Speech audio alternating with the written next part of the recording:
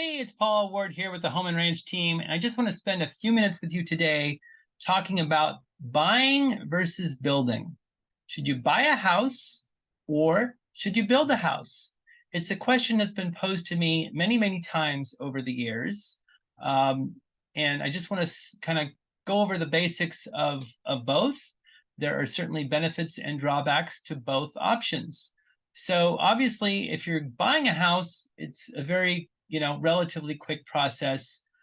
Find a home, open escrow, close escrow, 30, 45, 60 days later, and move in or remodel. If you want to build a house, it's a much more complicated, much more drawn out process.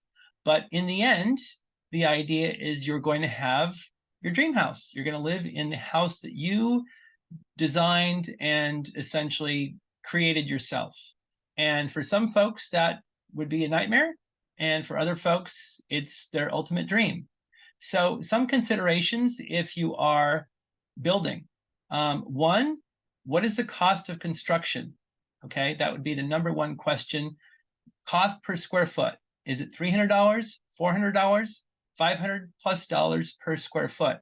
Multiply that by the size home you want to build, and that's going to give you a general idea of the cost of construction. Now, of course, you have to add that price to the cost of land that you're purchasing, and that will give you a general idea of how much it's going to cost to build. Number two, I would say, is the permitting process. Okay, what is that going to entail? The county, of course, or the city that you're building in, they're going to want their fees. The government wants their money. And of course, the bigger the home, the more expensive the permits. Also, too, I would say the more picturesque or the more protected areas have much more complicated, much more expensive permits. So one of the most expensive, cumbersome areas to build in would be a place like Malibu, overlooking the ocean. Okay, not only do you have the local permitting process, but you have the coastal commission. So one of the most cumbersome places to build probably in the world. Now, Ventura County, California, where I'm located, certainly complicated, but not nearly as complicated as a place like Malibu. And I've heard, absolute horror stories, but I've also heard some good stories. And little piece of advice on that would be to get a contractor or a project manager who is familiar with how the county works. Wherever you're located, you want to get a project manager or general contractor who's familiar with how that particular city or county works.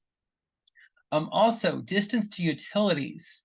If you're building on a small lot, on a city road or county road, chances are the utilities, water, gas, electricity, sewer, are not too far away. If you're buying a bigger parcel, 2 acres, 5 acres, 10, 20 acres, utilities might be a great distance. And what is the distance to water, electricity? Do you have natural gas, or are you going to be on propane? Can you hook up to sewer, or are you going to have to install a septic system? So those are all questions related to utilities that have to be answered. And distance would be I would say, the most expensive cost relative to that question. Another question that people don't really think about is the fire department. Okay, the fire department has to be satisfied with what you're building, where you're building, how you're building. And they need to be able to get their fire truck to your home to protect it.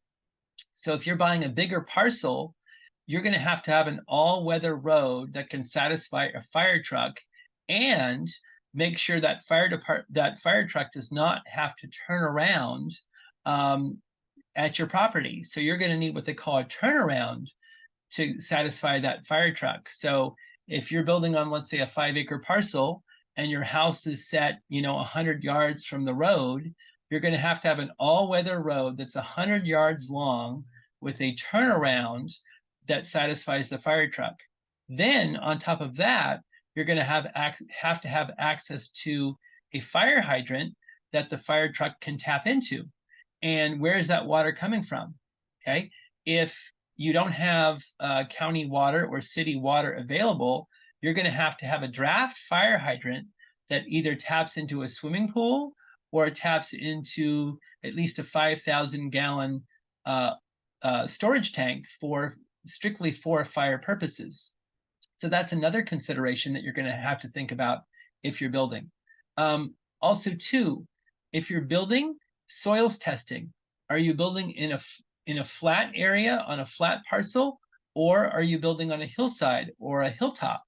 Obviously, if you want those views, those majestic views, and you want to build on a hillside or a hilltop, it's significantly more expensive usually to build on a hill or a hilltop than it is to build in the flatlands.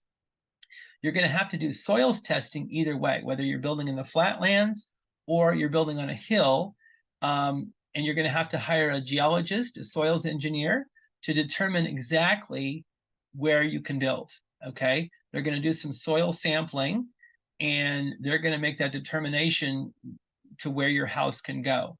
And if you're building on a hillside or a hilltop, there's a high probability that you're going to have caissons drilled down to reach bedrock. Okay, so if you have an earthquake, your house is not going to come tumbling down the hill, and that's going to be an added cost to construction.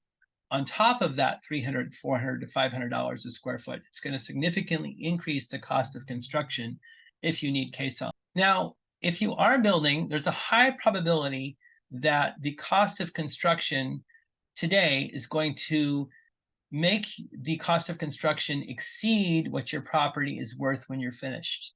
Okay, if you think about buying a piece of land, and the better properties, of course, are always more expensive. If a property is cheap, there's a reason that it's cheap. I would say that usually, not always, but usually, if a property is cheap, the cost of construction is going to be significantly higher than a property that has, good, gentle topography. At the end of the day, though, if you're building, you probably, not always, but probably will be underwater financially, meaning you would not be able to sell the property for what it cost you to build. But if your intention is to be there for many, many years, and you've always had a dream of building your own home, the idea is not to sell immediately or anytime soon at all, then maybe it's worth building your dream property. If it's a legacy property, you plan on leaving this property to your children, then by all means, building that dream property that you've always imagined can absolutely be worth it. But if the idea is to kind of build to save money, that's probably the wrong outlook. It's probably better to buy something existing, whether it's moving in right away or buying a fixer-upper. You're usually going to be ahead of the game buying a fixer-upper than building from scratch. And even a fixer-upper is going to be a much shorter process to make that property buildable than building something from the ground up. So hopefully this answers some general questions, buying versus building. If you're scrolling the internet looking at vacant land parcels or looking at fixer-uppers, just kind of know generally that it's going to be less expensive to remodel a fixer-upper than to buy a piece of dirt and build that dream home. But if your dream has always been to build your own home from the ground up, or if you're in the trades, or if you're already a contractor, then there's some savings there as well. So just something to think about. Hopefully you found this informative, educational. Certainly reach out if you have any questions. Paul@homeandranchteam.com. We're always here to help, and have a great day.